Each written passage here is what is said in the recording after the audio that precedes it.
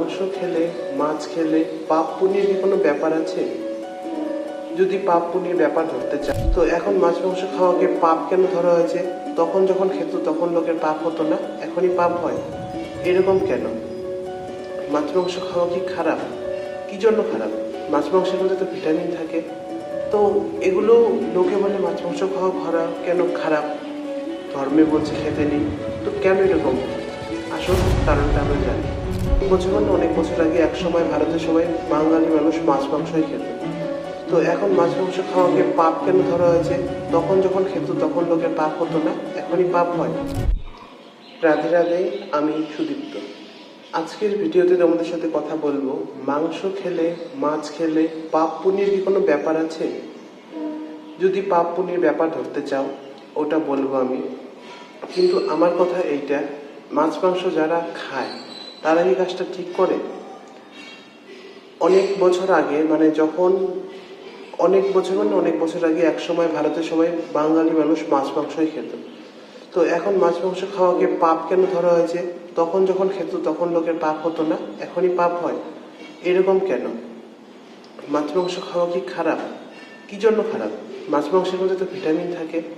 তো এগুলো লোকে বলে মাছ মাংস খাওয়া খারাপ, কেন খারাপ? ধর্মে বলছে খেতে নেই, তো কেন এরকম? আসল কারণটা আমরা জানি। মাছ মাংস খাওয়া এক নম্বর হলো জীবনটা। জীবকে আপনারা কেটে খাচ্ছেন আপনার নিজের স্বাদের জন্য, তো এটা পাপ না, এটা অন্যায় করছেন, ঘোর পাপ। এর মতো নিকৃষ্ট পাপ আর কিচ্ছু হতে পারে না। মাছ মাংস খায় যে সেই বাড়িতে ভগবান কোনো সময় তার পূজা স্বীকার করে না। আর কথা হলো, আগেকার লোক অনেক বছর আগের কথা বলেছিলাম, তখন ভারতের সবাই মাছ মাংসই খেত। কেন খেত?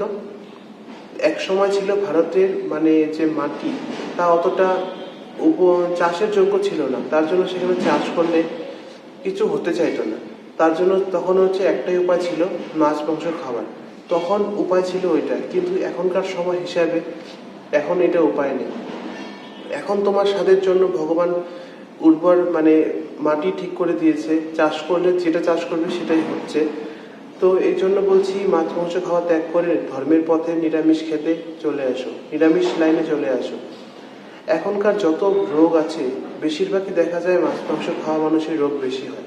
তো মাছ মাংস খাওয়া ছেড়ে দাও, এটা আমি বলছি। এখন কে কিভাবে ছাড়বে ভগবান জানে। কৃপা যার উপরে আছে সে পারবে, কৃপা না থাকলে কোনো সময় এটা হবে না।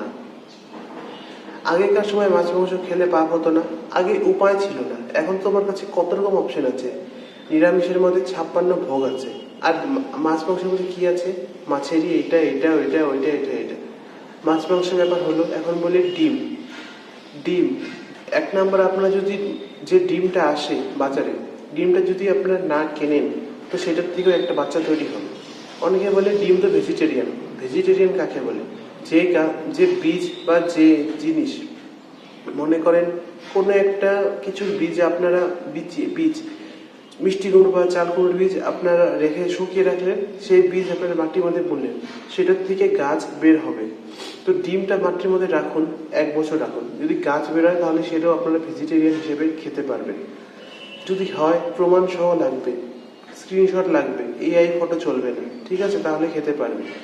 তো মাছ মাংস খাওয়া আগেও ভুল ছিল, এখনো ভুল আছে, আগেও থাকবে। এই জন্য নিরামিষ আহার সব থেকে সর্বশ্রেষ্ঠ, যেটা আমার ভগবান করত। শ্রীকৃষ্ণ, শ্রীরাম, সীতা মা সবাই করত, শ্রী রুক্মিণী মা সবাই করত। আর আমরা কি মাছ মাংসকে বেশি বুদ্ধি দেখাতে যাচ্ছি?